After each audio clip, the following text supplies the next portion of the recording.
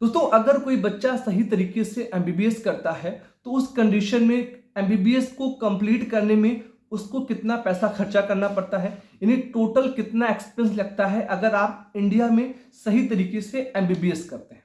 तो आज की इस वीडियो के माध्यम से मैं आपका दोस्त डॉक्टर अभिषेक आपके इसी सवाल का आपको आंसर दूंगा। मैं आपको बता दूं कि इंडिया में जो एमबीबीएस होता है वो 3 तरह के कॉलेजेस में होता है। एक वो कॉलेज होते हैं जो कि फुली गवर्नमेंट होते हैं, सेकंड वो होते हैं जो कि सेमी गवर्नमेंट होते हैं, और थर्ड वो होते हैं जो कि प्राइवेट होते हैं। अब प्राइवेट कॉलेज की फीस बहुत ज्यादा है, नो डाउट, तो आप इसको तो अपने लिस्ट से निकाल दें। आपके पास दो ऑप्शन है, एक है फुली गवर्नमेंट कॉलेज और एक है सेमी गवर्नमेंट कॉलेज।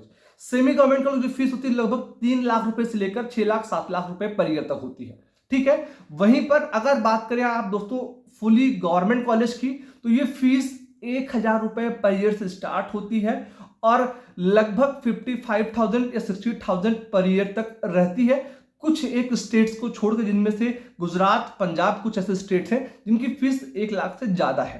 मतलब आप एक बार कंफर्म कर लीजिएगा, मैं आपको एक नॉर्मल बता रहा हूं, ठीक है।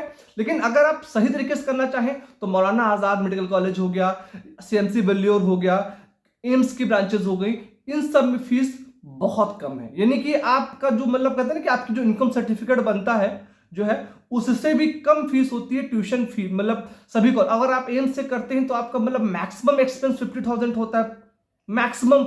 मतलब सभी खर्चों को जोड़ दें, पर्सनल खर्चे और जो भी आप करते हैं आने जाने का, क्योंकि फीस बहुत जेन्युइन सी 1600-1700 रुपए फीस होती है। और अगर आप हॉस्टल मिस कर लें तो 2500-3000 रुपए, मैक्सिमम 4000 रुपीज। रेगुलर एक्सपेंसेस अगर आप मान लेते हैं 200-300 रुपए, तब भी काफी, मतलब 50,000 रुपए लगभग आपका लगता है।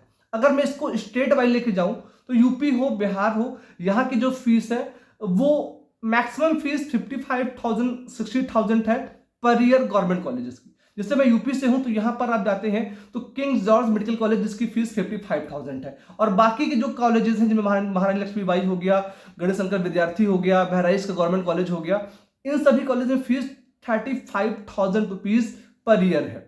हॉस्टल और मेस जोड़ लें तो लगभग 40,000 मान लीजिए आप।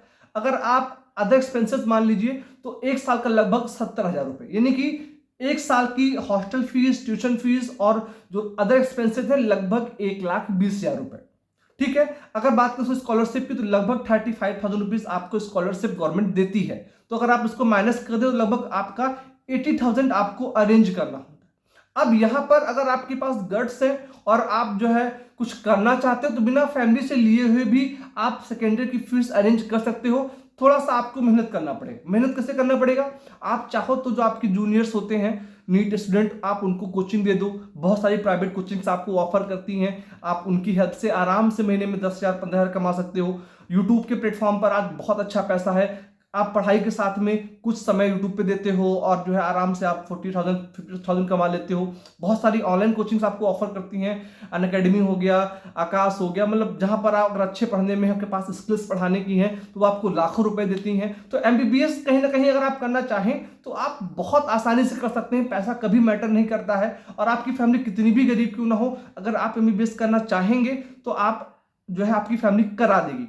इस डर को दिल से निकाले कि एमबीबीएस करने में लाखों लगता है। हाँ, अगर आप नॉर्मल गवर्नमेंट कॉलेज से करते हैं तो लगभग आपको 5 सालों में 4 to 5 लाख जो है टोटल एक्सपेंस करना पड़ता है, जिसको आप आसानी से अर्न भी कर लेते हैं। और जब आप लास्ट ईयर जाते हैं, इंटर्नशिप करते हैं, तो आपको वहां पर भी लगभग 15,000 to 20,000 rupees per month government पे करती है, ठीक है। तो वो भी मतलब एक अच्छा अमाउंट होता है। तो आपको 4 सालों की फीस ही देनी है, उसके बाद तो आप खुद से अर्न करने लगते हैं। तो ये था एक बेसिक डिटेल जहां मैंने आपको हर एक चीज बता दी है।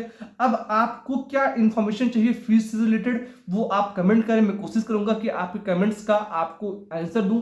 इस छोटी सी वीडियो में इतना ही। आप सभी दोस्तों का बहुत बहुत धन्यवाद। Thank you so much. जय हिंद।